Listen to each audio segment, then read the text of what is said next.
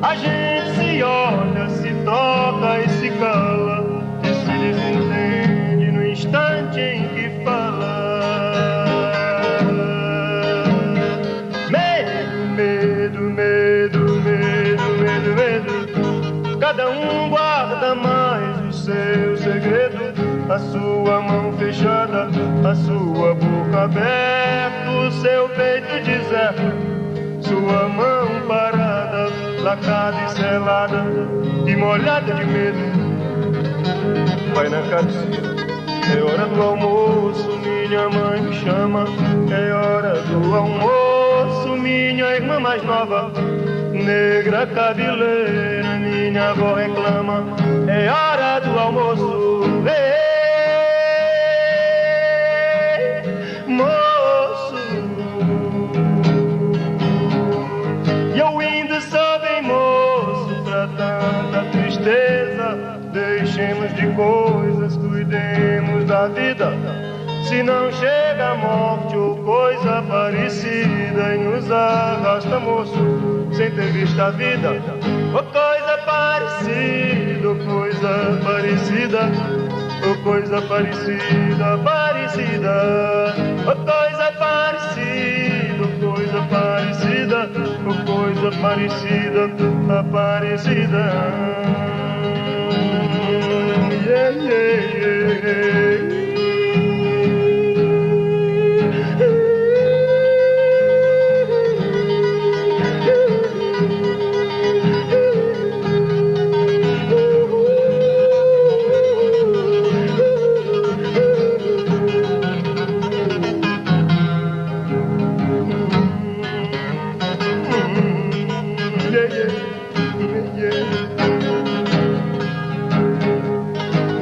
No embalo da mala, embalagem, vendendo e vedando.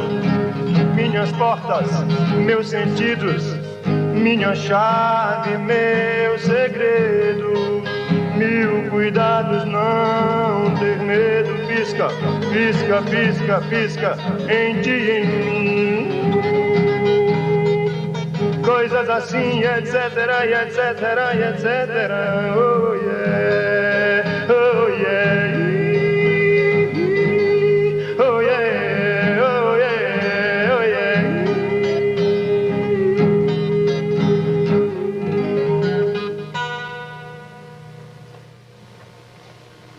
Bem, eu sou de Sobral, Ceará, cidade do norte do Ceará. Bem, Sobral é uma cidade de uma cultura muito diferente assim do restante do Ceará, porque ela tem uma contribuição europeia grande e fica assim no entroncamento de todas as estradas que levam para o extremo norte. Bem, Sobral é uma cidade de nesse tempo que eu estive lá, há muito tempo, uns 30 mil habitantes. Nesse tempo, eu acho que agora tem muito mais, claro, com essa subida toda da população, né? Bem, eu sou de uma família pobre do Ceará, muito numerosa, tenho 23 irmãos. E uma família que estava destinada, por uma jurisprudência formada no Ceará, a serem doutores, né? Todos estão destinados a ser doutores no Ceará. A maioria, sim, a maioria dos meus irmãos são formados. Eu também me formei, por acaso, e faço música. Meu pai, 70 anos, alto, um sertanejo típico, tranquilo e forte, como um sertanejo. Minha mãe é um tipo mais diferente. Minha mãe é muito branca, os traços muito afilados. É o oposto de um tipo sertanejo, assim. Eu não sei ao certo, mas os meus avós, bisavós, tinham uma certa ascendência, acho que holandesa. Então, minha mãe tem uns traços assim um pouco europeu. É uma mistura muito grande. Bem, minha mãe cantou em coro de igreja, como é muito comum no Ceará, e cantava muito. Além de cantar músicas religiosas, ela cantava também valsas, cantava músicas assim, tradicionais, entende? Por exemplo, tinha uma valsa que ela cantava que eu me lembro bem, acho que é em ré. Eu te amo como os anjos adoram a Deus. Eu te adoro com amor que não tem fim. Esta noite encontrei-te mais formosa. Nunca, nunca foste tão bonita assim. Então são aquelas valsas típicas que as pessoas cantam no trabalho, as pessoas simples. Bem, meu pai cantava muito pouco. Meu pai sabia algumas coisas que ele tinha ouvido de cantadores no interior, porque o meu avô tinha uma bodega. Quer dizer, uma bodega no interior é uma coisa importantíssima, porque é um ponto de encontro de todas as pessoas. Quer dizer, onde as pessoas iam ouvir as notícias, iam deixar recados, iam comprar coisas. E era muito importante. E meu avô, então, tinha uma bodega que vendia fazenda. E fazenda é um produto importante. Quer dizer, tecido é um produto importantíssimo. E vendia caque floriano, por exemplo. Entende? Era mescla. Vendia uma fazenda que ainda hoje não sei o que é, que chamava Verde Oliva. Brim, murim, essa coisa toda. Além de pano de saco, açúcar, farinha, fumo, essa coisa toda. Não é muito comum no Ceará a gente ter uma ligação afetiva com o Padre Cícero. Quem não tem ligação religiosa, propriamente dita, com o Padre Cícero, tem uma vinculação afetiva com ele, porque ele modificou uma certa consciência sertaneja com o missianismo. Então, o Padre Cícero chegou a ser tão importante que entrou no cancioneiro nordestino, entrou na mitologia nordestina. Então ele chega a ser um santo, chega a ser a quarta pessoa da Santíssima Trindade para o nordestino. E havia então canções sertanejas que as pessoas conheciam bastante e que eu ouvi muito em alto-falante. Eu ouvi muito menino. Depois eu vim saber que essa música tinha sido uma adaptação, eu acho que do grande Manezinho Araújo, grande embolador Manezinho Araújo. Ele fez uma adaptação de uma quadra popular, né? Eu acho que pedia proteção ao Padre Cícero, então ele fez uma adaptação que o Luiz Gonzaga cantou com um regional, As Meninas do Sertão, que eu acho que não existe mais e tal. Raríssimo. Bem, isso daí eu ouvia na terra do meu avô, num serviço de alto-falante, a Voz de Cristal, não é? Que dava horas, informava quem estava chegando de importante na cidade, e essa coisa toda. E, eventualmente, música. À noite, só música. E cantava muito essa música chamada Beata Mocinha. Eu vou ver se eu me lembro aqui.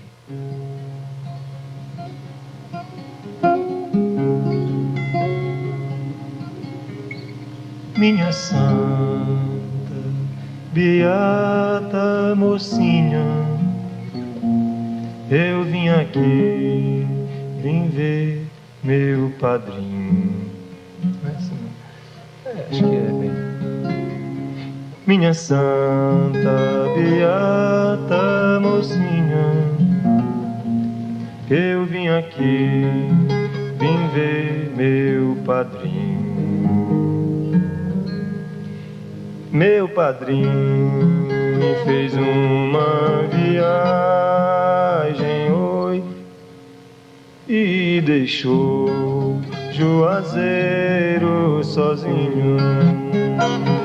Meu padrinho fez uma viagem, oi, e deixou Juazeiro sozinho.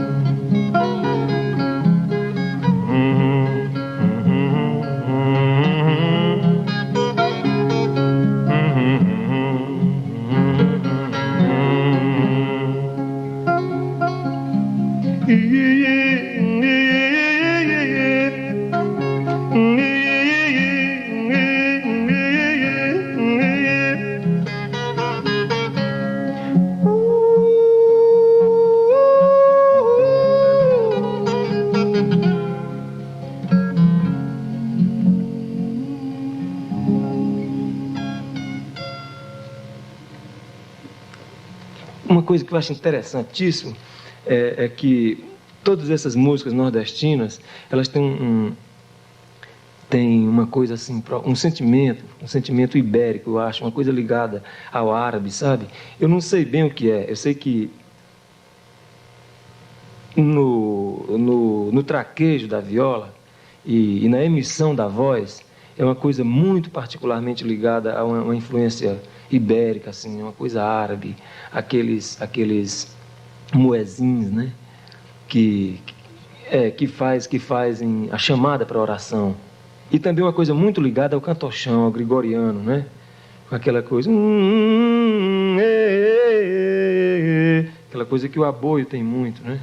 E que é uma coisa mais ou menos das saetas hispânicas. Uma coisa muito, muito importante. Na casa do meu avô chegava muito cantador. A casa do meu avô era assim um poço de cigano, de cantador. Todo mundo que passava pelo lugar parava. Certo? Ele era uma espécie de coronel, assim. Então as pessoas paravam, gostavam, ficavam. E aparecia muito cantador lá. E eu me lembro de alguma coisa que eu ouvi, assim, que eu ouvi de cantadores, e que ficaram gravadas, né?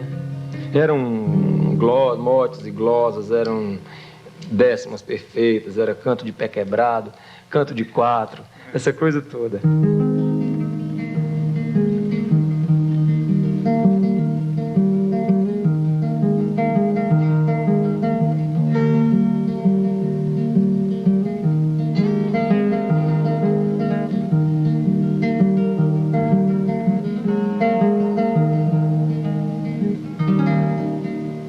Acho que vamos fazer em ré que fica melhor.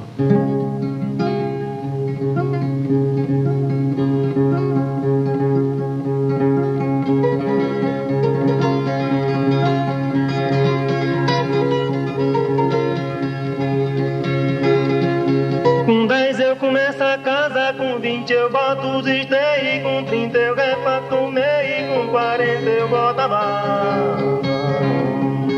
Os 50 anos me atrasa, 60 portas, janelas, 70 obras singela, com 80 eu ripe amarro, com 90 eu bato a e com 100 eu entro dentro dela.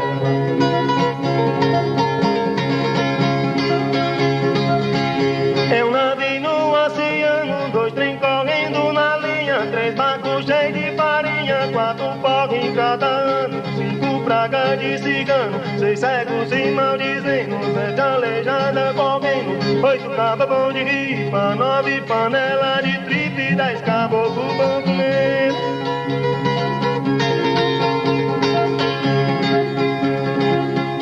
O beiço do meu amor, nem alfim, nem cidrão, nem batata, nem queijada, nem doce, nem marmelada, nem a maior perfeição, nem cheiro da melhor flor, nem o mais fino sabor que lá da Europa tem, não tem o gosto que tem o beijo do meu amor.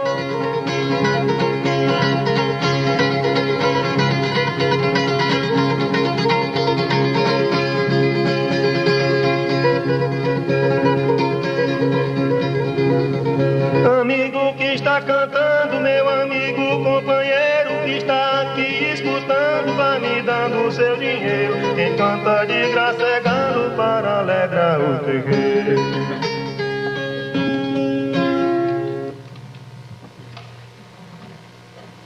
Bem, todo nordestino é muito influenciado pela igreja. A igreja influenciou tudo, né? Ela influenciou também o sentimento estético do povo. Então as pessoas identificam muito o sublime com o religioso, identificam o lírico com o religioso, identificam a música com o religioso. E também identificam a verdade final, eles identificam com a igreja. Então a igreja marca ainda hoje o Nordeste todo. O missianismo marca o Nordeste todo. A esperança do outro mundo, a esperança do paraíso, marca o Nordeste todo.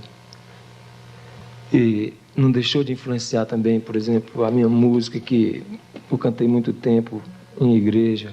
Então isso me influenciou muito, essa coisa de salmo. E principalmente o canto vocal. Coisa de procissão, coisa de novena, essa coisa toda, de festa religiosa, em que todo mundo canta. Quer dizer, foi importantíssimo porque quando eu vim para São Paulo, eu percebi novamente o sentimento místico da multidão, sabe? Eu havia no Ceará, todo mundo, eu acho que tem isso. Eu acho que no Nordeste todo, Ceará, Bahia, onde tem grandes ajuntamentos de pessoas com finalidades religiosas, né? Então, a gente perde mais ou menos a individualidade, uma coisa muito... É uma espécie de êxtase, né, em que você perde a individualidade e você passa, então, a um sentimento místico da multidão, sabe? Isso é importante, que quando eu cheguei em São Paulo, essa coisa se modificou em termos de massa, assim, sabe? Quer dizer, a grande manada humana das grandes cidades, onde a gente perdeu qualquer sentimento de vinculação. A gente fica profundamente individualizado, profundamente a gente mesmo, mas perde toda a vinculação e os laços com as outras pessoas. E isso é muito, muito ruim.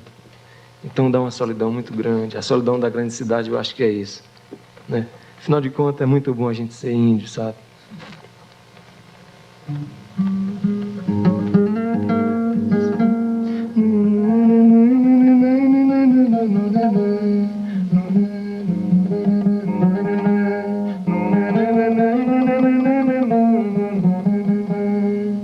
Cantai ao Senhor um canto novo, porque Ele fez maravilhas. Precipitou no mar o cavalo e o cavaleiro. Santo é seu nome.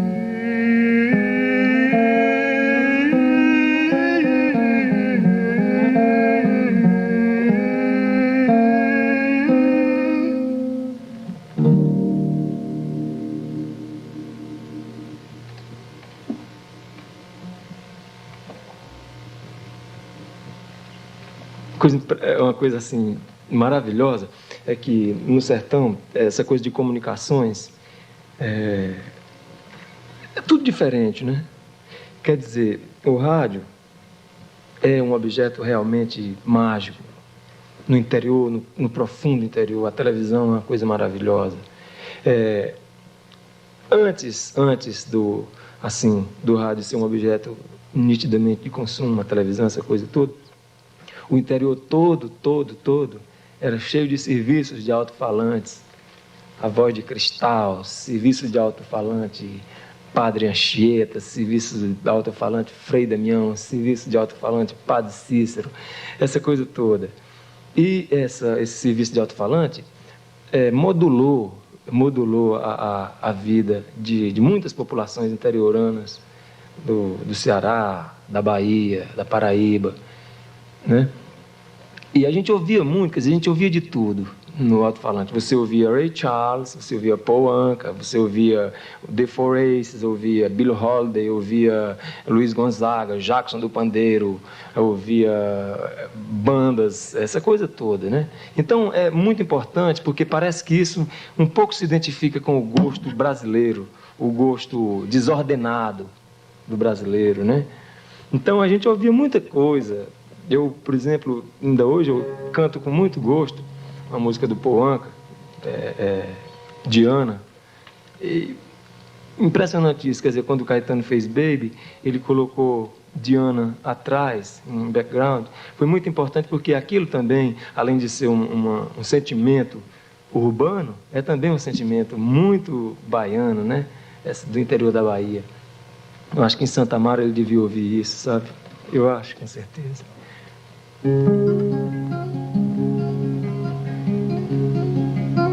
Não te esqueças, meu amor, que quem mais te amou fui eu.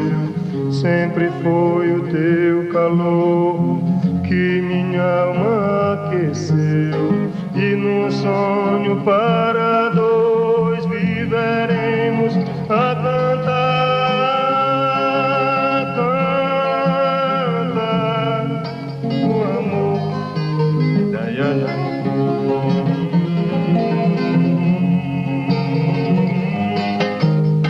Nos teus braços sem querer, quase sempre vou parar. Não consigo te esquecer, oh Diana, vem me amar.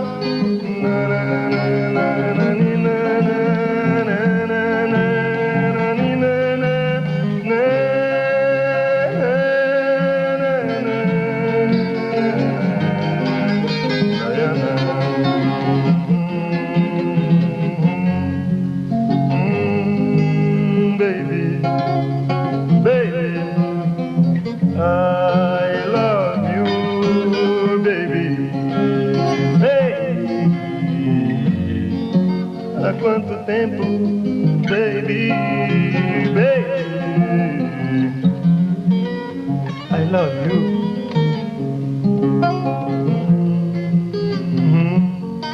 Você precisa.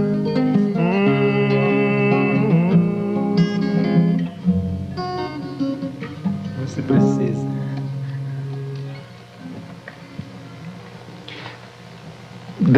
Com essas influências todas, assim, de uma coisa tradicional do Nordeste, né?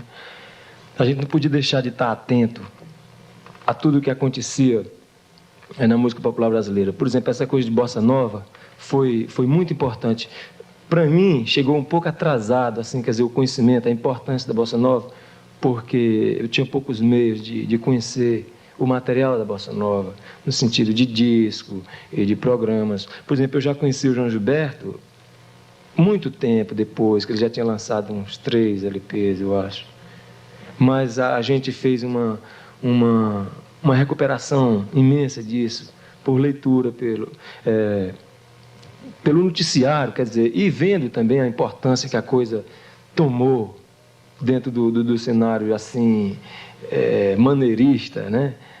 Da música popular brasileira. Todo mundo estava interessado em poesias enormes, né? E no tempo do João, eu acho que essa poesia já tinha morrido. A arte já tinha morrido nesse tempo, eu acho, sabe? Então, foi importante ver João Gilberto, embora com todo esse atraso. O que foi mais importante em termos de deflagrar coisas assim, foi realmente o movimento da Tropicália. Quer dizer, e talvez pela primeira vez a gente identificou o movimento como Tropicália e não como tropicalismo. Quer dizer, não era mais um ismo. Eu acho que o Duprá já falou muito disso, que não era mais um ismo, não era tropicalismo, era Tropicália, era um conjunto de coisas tropicais. Era toda a loucura colorida dos trópicos, né? Dos tristes trópicos. E isso deflagrou um movimento muito grande, sabe, no Ceará. Quer dizer, eu tive metido, mesmo dentro desse movimento, no fogo, assim, de 68, com o tropicalismo. Porque todos nós que estavam fazendo arte naquele tempo, no interior do Ceará, eu, o Roger, o Augusto, o Ednardo, todo mundo no Ceará que estava fazendo, todo mundo tinha a consciência certa de que a província necessitava de outra espécie de cultura, de uma cultura que desprovincianizasse, uma cultura que abrisse mais e que se desvinculasse da tradição. Quer dizer, todo mundo compreende a arte como uma coisa que não pode obedecer a nenhum cânone, nem que seja de beleza mesmo. Quer dizer, a gente estava partindo para uma coisa de inventiva, de objetividade, de contemporaneidade. Todo mundo estava interessado nisso. Então, o movimento tropicalismo, teve esse valor de dar um grito numa hora certa, assim, sabe? Então, essa coisa de Caetano, de Gil, e principalmente a parte intelectual, assim, do movimento, eu poderia dizer, a parte, né, que pensou o movimento em termos culturais, o Rogério, o Medalha,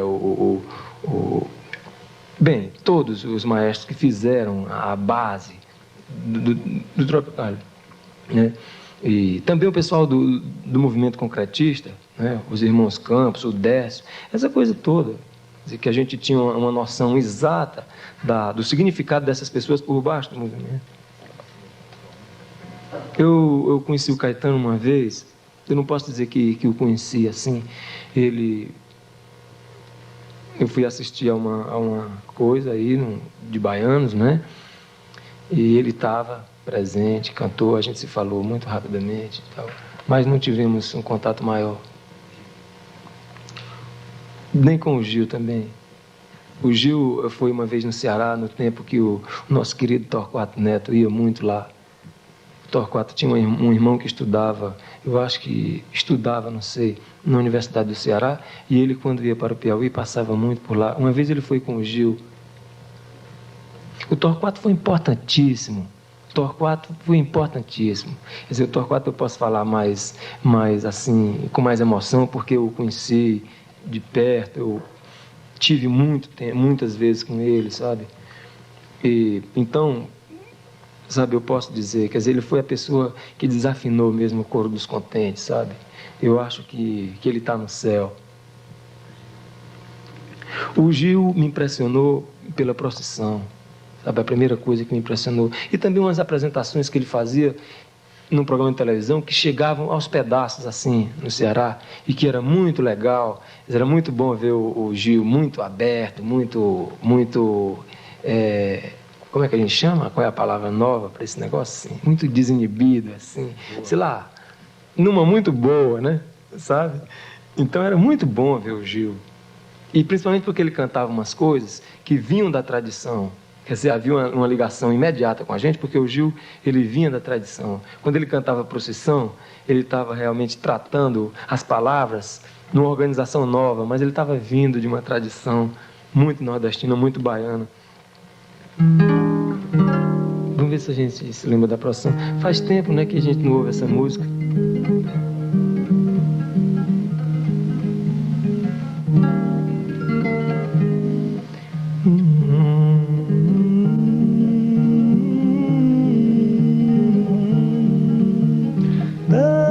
Chuvas com abundância, bom Jesus de Nazaré.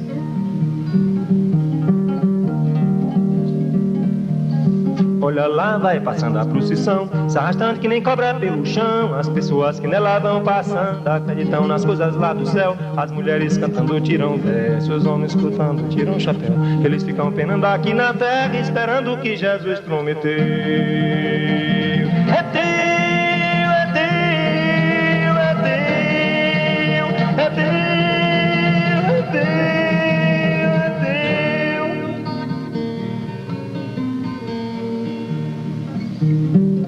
Jesus prometeu coisa melhor pra quem vive nesse mundo sem amor. Mas só depois de entregar o corpo ao chão, mas só depois de morrer nesse sertão. Eu também tô do lado de Jesus, mas acho que ele se esqueceu. Diz aqui na terra a gente tem que arranjar um jeitinho pra viver. Viver.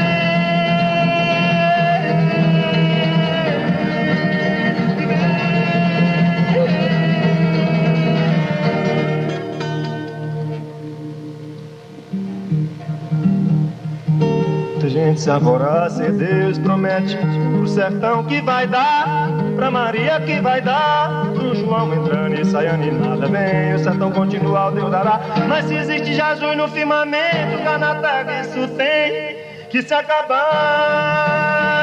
Tem que se acabar.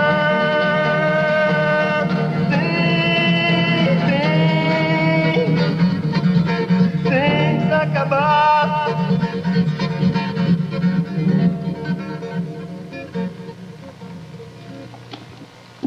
Essa coisa da cobra se arrastando pelo chão é muito legal.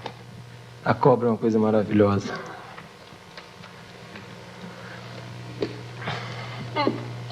Eu conheci Milton Nascimento nos festivais, sabe? Para mim, Milton é uma coisa maravilhosa, uma consciência extraordinária, sabe? Assim, Milton é escorpião, sabe? Assim, essa coisa de signo, sabe? Eu também sou escorpião. Eu acho uma coisa extraordinária, sabe? De vibração, de de garra, sabe? Ele é toda uma consciência talvez mineira, sabe? Eu acho que mineira propriamente, só, não é? É uma coisa muito da terra, muito cheio, muito coração. É aquela coisa, né? Tudo é sertão, sabe? Como dizia o irmão dele, Guimarães Rosa, né? Então, tudo é sertão. Eu acho que ele identifica muito bem essa coisa toda. Mas eu tenho ligações, assim, profundamente pessoais com a música de Milton Nascimento, pelo muito que eu ouvi, sabe? Pelo muito que eu vivi, pelo muito que eu sofri a música dele, sabe? E porque eu tive uma oportunidade maravilhosa de, uma vez em Belo Horizonte, me encontrar face a face com ele, sabe? Sem poder dizer coisa alguma. Isso foi muito bom para mim. Foi talvez a primeira pessoa, assim, dos monstros aí da música popular que eu pude abraçar com todo carinho, sabe? Foi uma coisa maravilhosa. A gente não se falou nada, mas foi muito bom se ver e se encontrar, sabe?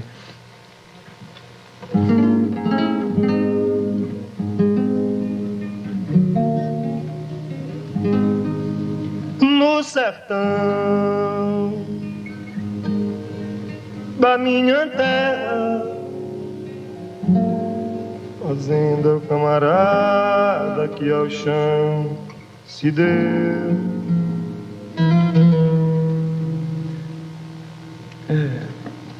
É toda uma travessia mesmo, sabe? Eu me emociono muito com o Milton. E pelos arredores dele, sabe?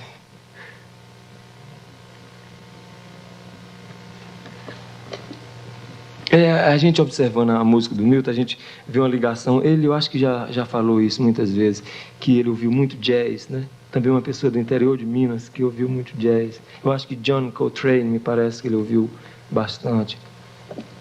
E tem uma influência grande, não é? Quer dizer, o Milton foi agora para esse festival, né? Alemanha, acho que um festival Alemanha, Suíça, não sei onde bem, mas muito, muito bom, é muito bom a presença dele, sabe? O Egberto Gismonti estava lá, sabe? E é importantíssimo a participação de Milton nessa coisa toda internacional, assim, sabe? Essa influência jazzística que parece ser muito, muito comum, parece ser um substrato, assim, da cultura musical suburbana do Brasil, rural, né? Não sei como, mas eu acho que é uma identificação, uma coisa de alma mesmo, assim, e de simplicidade, de ritmos, sabe? Em que as pessoas cantam simplesmente com o coração, cantam sem apalo seco, sob o sol quente, despreocupados, entende? Querendo simplesmente cantar. Isso eu vi muito também, porque vizinho à minha casa morava uma família de músicos, entende? E havia um pianista maravilhoso a quem eu ia ver todo dia. Eu ia ver todo dia, ele tocava. Então ele era uma coisa fantástica, porque ele era de uma formação e de uma cultura assim americana, e ele executava as músicas nordestinas no piano num estilo bem americano. Então ele interpretava Asa Branca, interpretava coisas assim, tudo a moda soul, a moda... Bem, uma coisa muito bonita, sabe?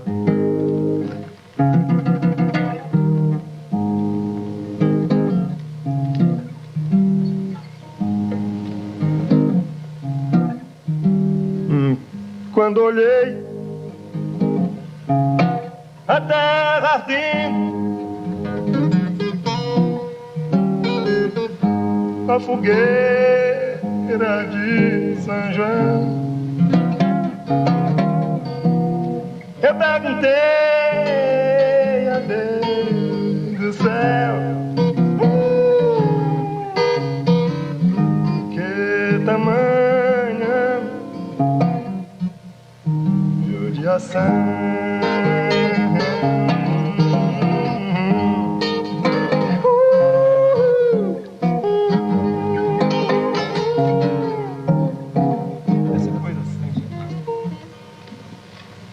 Eu não me lembro, não me lembro o nome dele.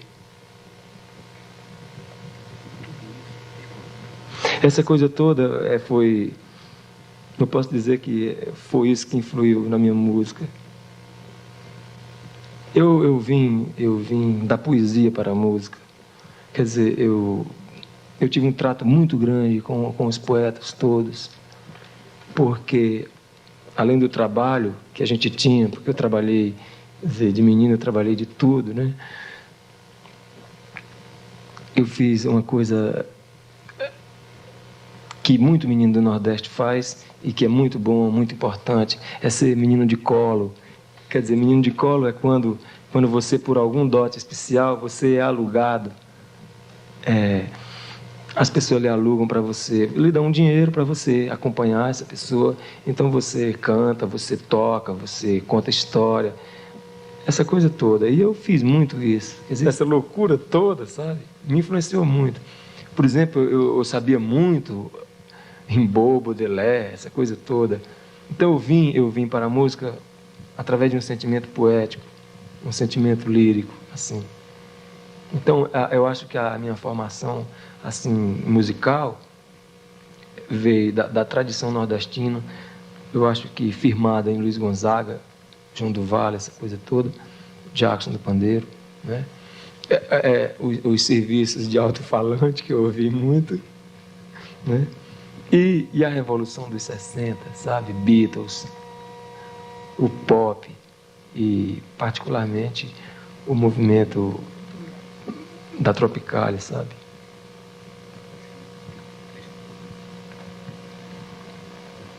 Tem até uma música que fala mais ou menos desse roteiro, sabe? Que a gente fez na vida aí até São Paulo, que é 3x4. 3x4 para documentos. Tá afinado?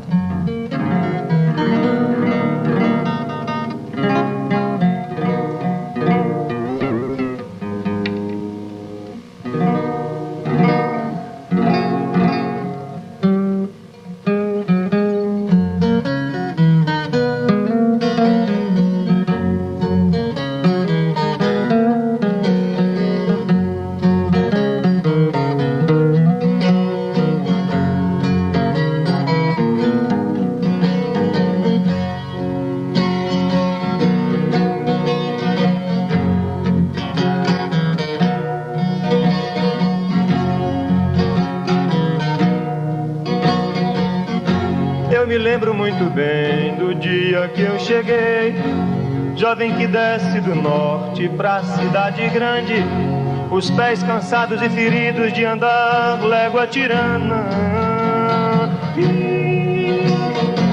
e lágrimas nos olhos de ler o Pessoa e de ver o verde da cana.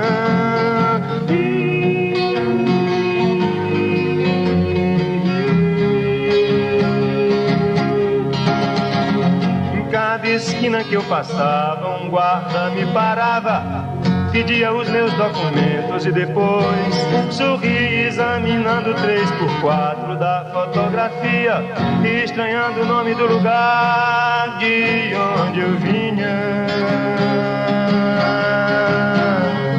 Pois o que pesa no norte pela lei da gravidade, disso Newton já sabia, cai no sul, grande cidade, São Paulo violento ou o Rio que me engana. Copacabana, Zona Norte, os cabarés, da Lapa onde eu morei.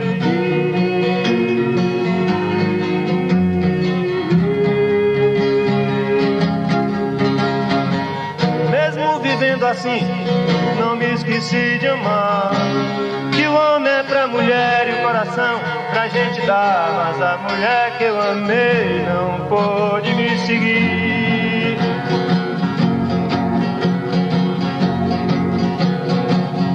Esses casos de família e de dinheiro eu nunca entendi bem. Veloso o sol não é tão bonito pra quem vem do norte, vai viver na rua. A noite fria me ensinou a amar mais o meu dia, e pela dor eu descobri o poder da alegria e a certeza de que tenho coisas novas pra dizer.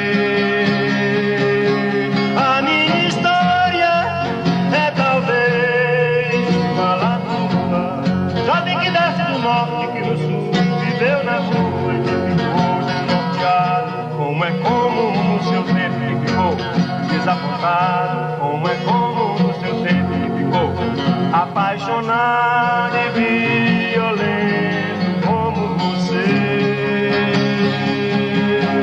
A minha história é talvez igual à tua, jovem que desce do norte, que no sul viveu na rua e que ficou desnorteado, como é como no seu tempo que ficou desapontado, como é como no seu tempo que ficou apaixonado e violento como você, como você, como você, como você que me ouve agora, como você, como você, como você.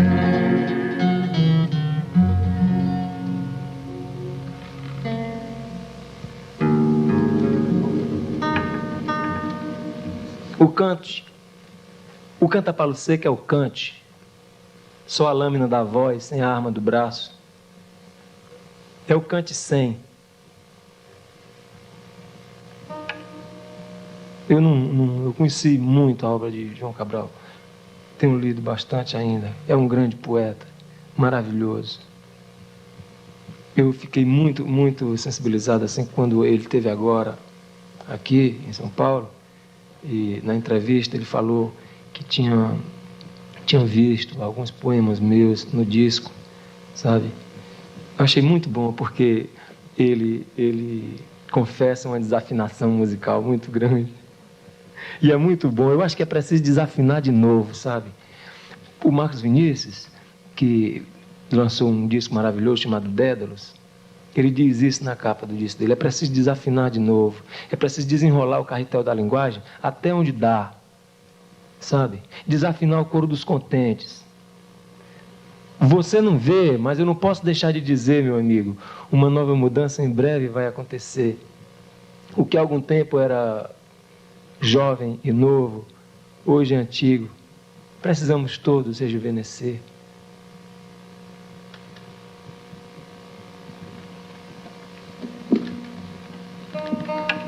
Essa música Palo Seco é uma música para depois do sonho. Eu vou tocar só com o Jean na viola.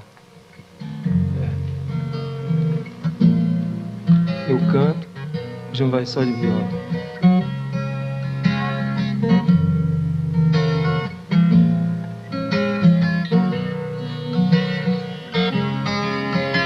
Se você vier me perguntar por onde andei no tempo em que você sonhava, de olhos abertos lhe direi, amigo, eu me desesperava. Sei que assim falando pensas que esse desespero é moda em 73, mas ando mesmo descontente. Desesperadamente eu grito em português, mas ando mesmo descontente. Desesperadamente eu grito em português. Tenho 25 anos de sonho e de sangue e de América do Sul. Por força deste destino, o tango argentino me vai bem melhor que o blues. Sei que assim falando pensas que esse desespero é moda em 73, e eu quero é que esse canto torto feito faca corte a carne de vocês. E eu quero é que esse canto torto feito faca corte a carne de vocês. E eu quero é que esse canto torto feito faca corte a carne de vocês.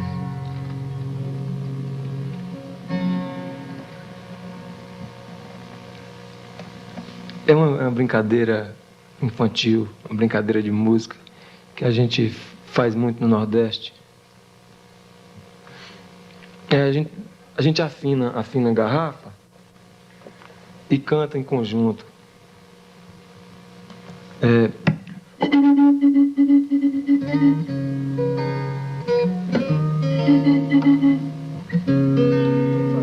Só com duas, né?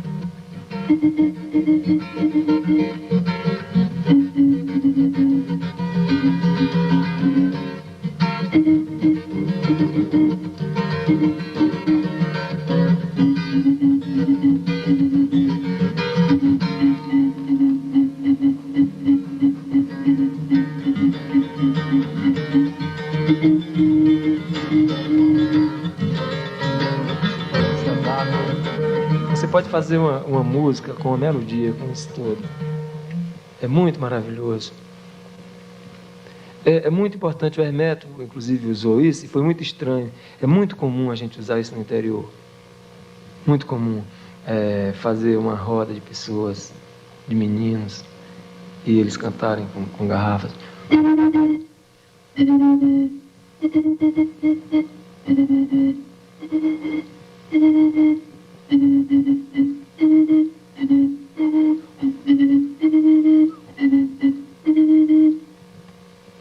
Muito comum isso. O Hermeto usou como um instrumento. Quer dizer, o maravilhoso é justamente ele ter utilizado, dar um caráter artístico à coisa.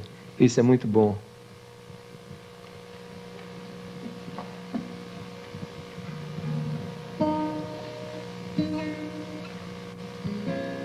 Eu acho que a gente precisa abrir novamente a discussão sobre música brasileira, sabe? Eu acho que é preciso voltar novamente a polemizar sobre música brasileira. Muita coisa está acontecendo na música popular brasileira. Quer dizer, está acontecendo e as pessoas não estão vendo, não estão falando, não estão dizendo, não estão querendo. Mas está acontecendo muita coisa. E é preciso que os meios de comunicação, os críticos, as pessoas, tomem um conhecimento mais preciso disso. E os compositores novos estão todos abertos à polêmica. Estão todos abertos à discussão. Estão interessados nesse papo de música popular brasileira.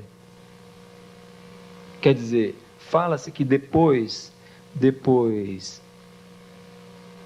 Caetano, de Chico, de todos os que estão aí, não apareceu mais ninguém. É muito interessante observar com mais cuidado, porque está aparecendo muita gente. Marcos Vinícius, Walter Franco, Carlinhos Vergueiro, o pessoal do Ceará, muita gente. Fagner, o Luiz Melodia, o Raul Seixas, todos os novos são muito bons. Eu estou muito interessado no trabalho desse pessoal. Não estou interessado no passado. O resto, para mim, é passado. E eu não estou interessado no passado. O resto é material de discussão. O resto é tradição. Então, eu estou interessado em uma linguagem nova dentro da música popular brasileira. Novas palavras, novos signos, novos símbolos. Quer dizer, a música popular brasileira precisa se desprovincianizar e precisa perder o medo dos ídolos. Nós não estamos interessados em idolatrias, em mitologias. Todos os mitos são iguais aos sabonetes, iguais aos pacotes de açúcar, iguais aos pacotes de macarrão e às frutas dos supermercados. Para que esconder esse papo? Para que ficar cultuando o pessoal? É mais interessante uma perspectiva de trabalho, uma perspectiva de uma abertura mais nova. O Brasil é grande. E o trem está dividindo o Brasil como um meridiano. Tudo é norte, tudo é sul. Tudo é leste, tudo é oeste. Tudo é sol e tudo é lua. Todo tempo é tempo. Todo tempo é contratempo.